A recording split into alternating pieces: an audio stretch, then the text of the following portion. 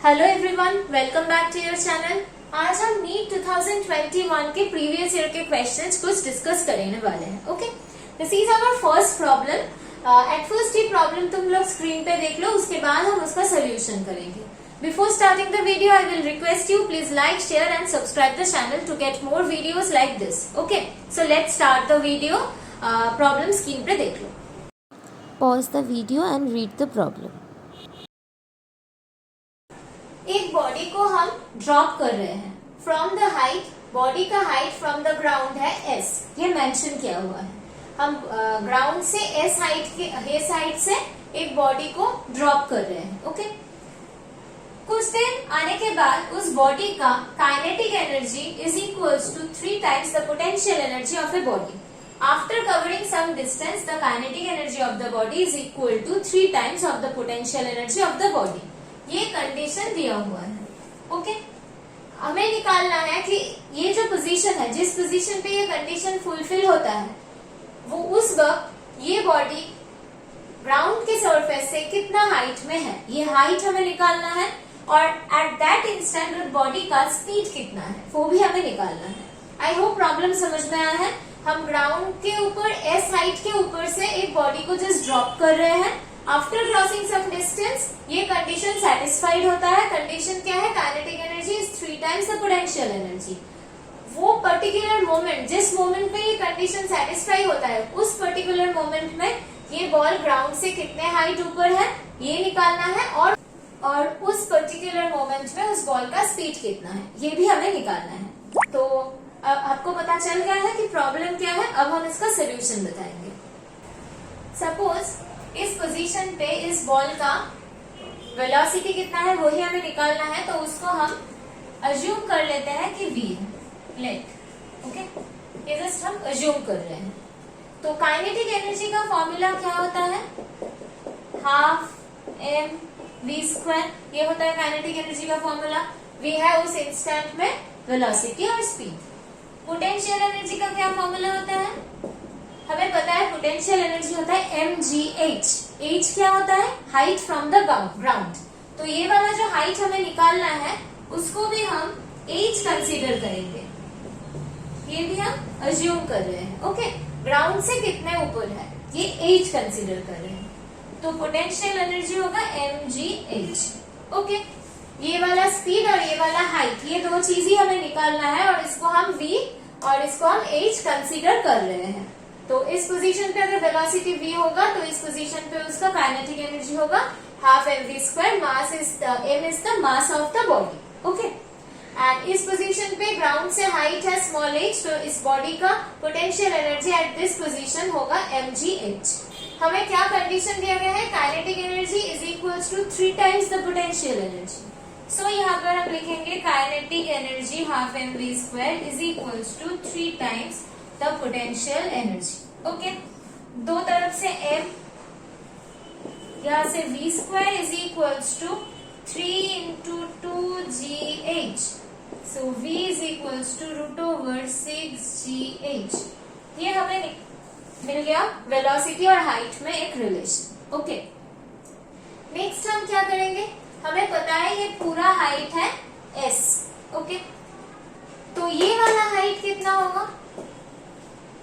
s minus h, right.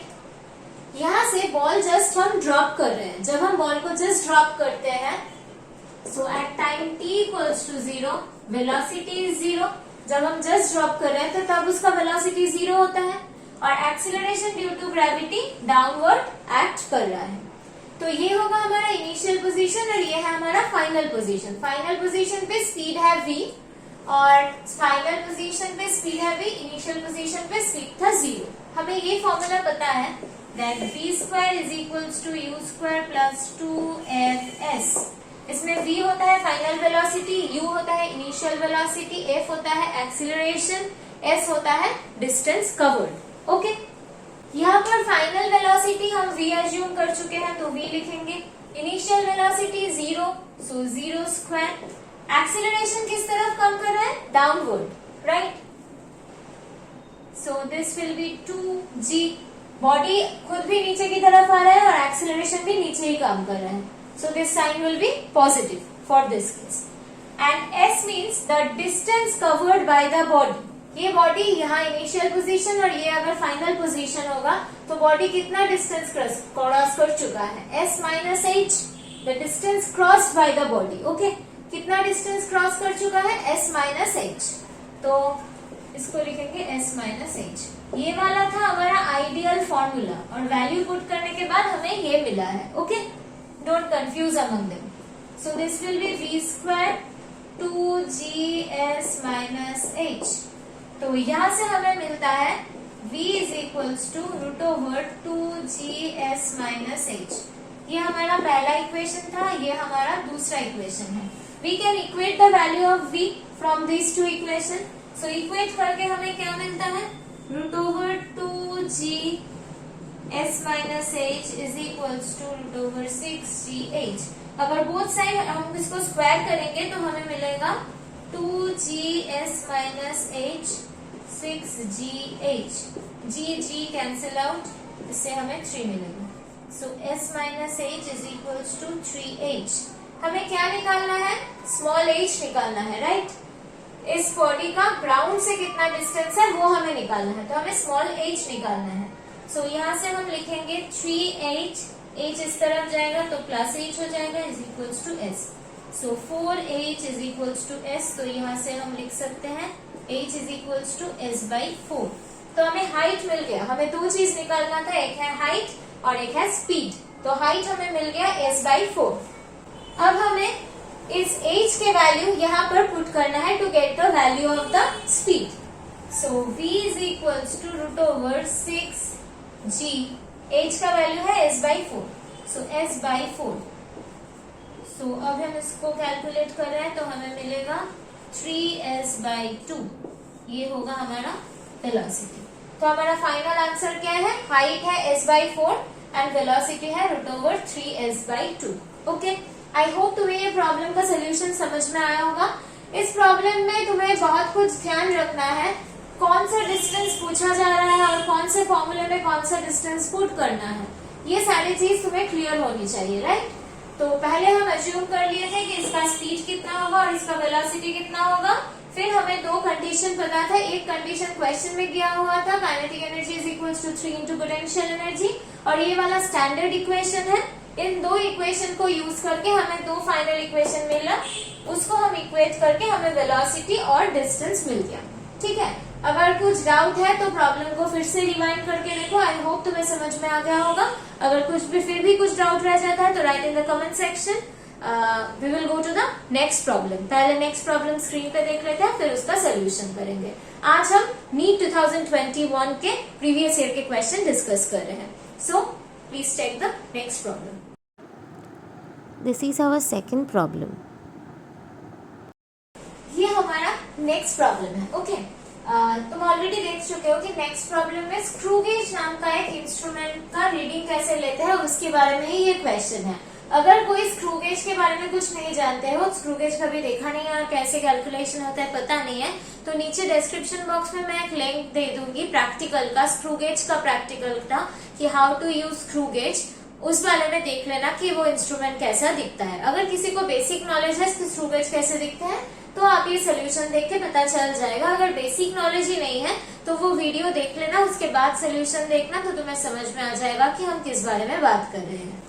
Screw gauge में हमें एक क्वांटिटी डिराइव करना होता है, वो है list count. Okay, list count क्या होता है, इसके लिए दो चीज हमें पता रखनी चाहिए. Total number of circular division. Screw gauge एक ऐसा इंस्ट्रूमेंट है जिसके थ्रू हम किसी वायर का डायमीटर मेजर कर सकते हैं. ठीक है, किसी वायर का डायमीटर मेजर करने के लिए हम स्क्रू गेज का इस्तेमाल करते हैं. और स्क्रू गेज में दो टाइप के स्केल होते हैं, एक होता है लीनियर स्केल और एक होता है सर्क्यूलर स्केल. उस सर्क्यूलर स्केल में टोटल नंबर ऑफ डिवीजन कितना है वो हमें जानना चाहिए. क्वेश्चन में मेंशन किया हुआ है कि total number of circular division है 100. Okay, this is already mention in the question. And उसके बाद हमें जो जानना है वो है पिच. पिच का मतलब क्या है, अगर हम सर्क्यूलर स्केल में कंप्लीट रोटेशन करें तो वो सर्क्यूलर स्केल कितना लीनियरली डिस्प्लेस हो रहा है. Okay, for one complete circular rotation the displacement awkward, that is known as the pitch of the instrument. इस प्रॉब्लम में बोला गया है कि एक कंप्लीट सर्कुलर रोटेशन के लिए जो वर्टिकल जो हॉरिजॉन्टल डिस्प्लेसमेंट हो रहा है वो है 1 मिलीमीटर। ये भी क्वेश्चन में गिवन है। ओके, तो नेक्स्ट लीस्ट काउंट का फॉर्मूला क्या होता है? Pitch divided by total number of circular division. तो पिच कितना है? 1 millimetre. Total number of circular division कितना है? 100। 1 by 100 is equals to 0.01 millimeter. This is the least count of the screw gauge. Okay. उसके बाद आता है रीडिंग। इस क्वेश्चन में मेंशन किया हुआ है कि लीनियर स्केल का जो रीडिंग है वो है 0 मिलीमीटर और सर्कुलर स्केल का जो रीडिंग है वो है 52। These are all given in the question. हमें बताना है कि टोटल रीडिंग फाइनल क्या हो रहा है। ठीक है, तो टोटल रीडिंग कैसे लेते हैं? लीनियर स्केल का जो रीडिंग होता है plus circular scale reading into the least count. तो यहाँ पर लीनियर स्केल रीडिंग है 0 प्लस सर्कुलर स्केल रीडिंग है 52 और हम प्रोवाइडेड इंफॉर्मेशन से निकाल चुके हैं कि लिस्ट काउंट कितना होता है? 0.01 ये होता है। तो this is equals to millimetre. So यहाँ से हमें मिल रहा है कि 0 प्लस 0.52 मिलीमीटर। सो हमारा फाइनल रीडिंग जो बन रहा है that is 0.52 millimetre. This is the final reading using screw gauge. Okay. This is the procedure of solving. अगर आपको screw gauge पता है, आप क्लास 12 में इसका प्रैक्टिकल कर चुके हो तो आराम से समझ पाओगे। अगर पता नहीं है तो एक screw gauge रिलेटेड प्रैक्टिकल मैं कमेंट बॉक्स में दे रही हूँ, डिस्क्रिप्शन में दे रही हूँ, वहां से देख लेना। ठीक है, तो ये आसान हो जाएगा। हम मिलते हैं जल्दी न्यू वीडियो में। Please stay tune and like, share and subscribe the channel. अगर कुछ प्रॉब्लम है तो कमेंट बॉक्स में जरूर लिखना। Thank you everyone.